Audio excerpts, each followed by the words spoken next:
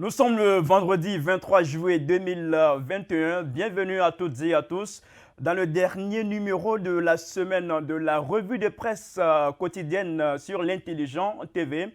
La rencontre Ouattara-Gbagbo est toujours au cœur de l'actualité dans la presse ivoirienne. Elle fait dire au journal Le Jour Plus que le président Alassane Ouattara dribble les va-t-en-guerre et confirme sa dimension de faiseur de paix. Les Ivoiriens y voient la reconnaissance de la légitimité du régime Ouattara par Gbagbo et l'opposition. Pour le sursaut, c'est un gros piège que Gbagbo tend au pouvoir en place, car selon le confrère, cette décision de rencontrer l'ex-président Laurent Gbagbo risque de faire tomber de grosses têtes.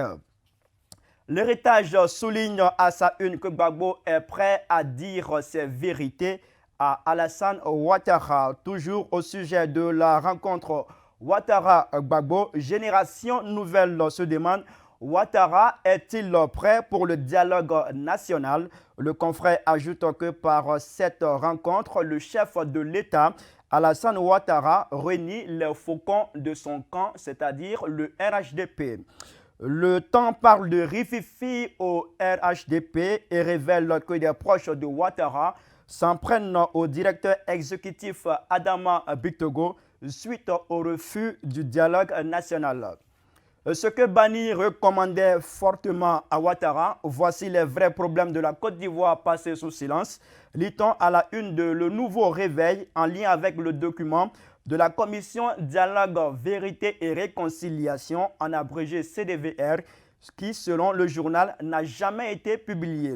CDVR Bani libère les archives, affirme le journal Aujourd'hui. Le quotidien affirme également que le projet de métro d'Abidjan est une arnaque à la française. Afrique sur 7 nous apprend que le président Alassane Ouattara sera en visite auprès de son homologue français Emmanuel Macron. Selon le site, cette rencontre entre les deux hommes d'État devrait se tenir peu avant la rentrée scolaire prochaine. Gouvernement pléthorique, institutions budgétivores, primes faramineuses.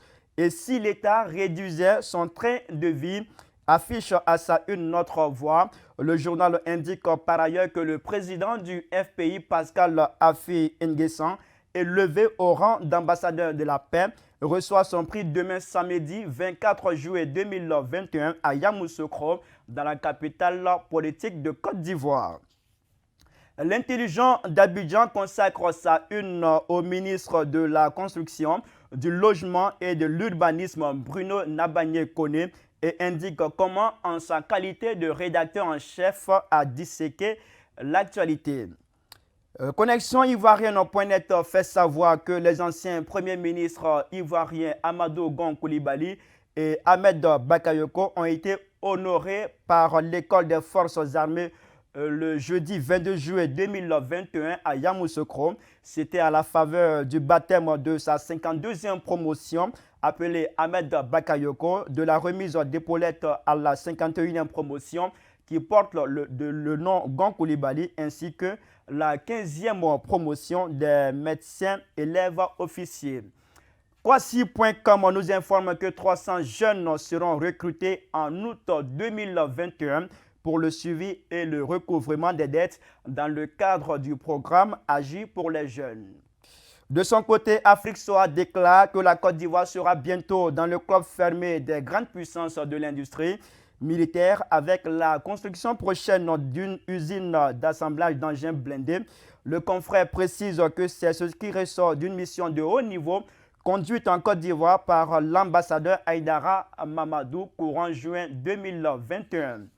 Fraternité matin pour finir, le quotidien rapporte que 3 agences de notation confirment la bonne santé de l'économie ivoirienne en termes de mobilisation des ressources sur les marchés financiers.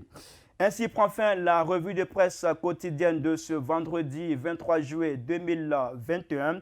À suivre le dimanche 25 juillet 2021, la revue de presse grand format pour le décryptage de l'actualité de la semaine, toujours sur l'Intelligent TV. Merci à toutes et à tous de s'intéresser à nos programmes et excellent week-end.